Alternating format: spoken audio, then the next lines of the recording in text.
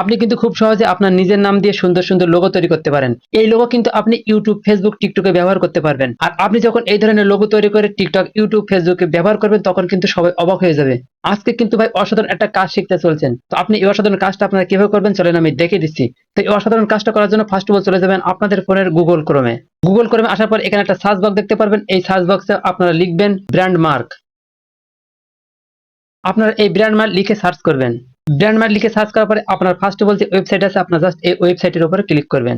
এই ওয়েবসাইটে ক্লিক করার পরে এখানে দেখেন যে ক্রিয়েট মাই লোগো আছে, জাস্ট আপনারা এখানে ক্লিক করবেন। এখানে আপনাদের নাম লিখবেন।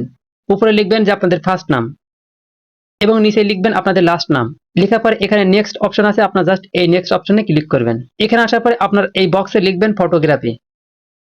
ফটোগ্রাফি লেখার পরে আপনারা জাস্ট এখান থেকে এই নেক্সট অপশনে ক্লিক করবেন। এখানে আসার পর এখান থেকে আপনারা এই ডার্ক অপশনটা সিলেক্ট করে দিবেন। তারপরে এখানে ক্রিয়েট লোগো, জাস্ট আপনারা এখানে ক্লিক করবেন।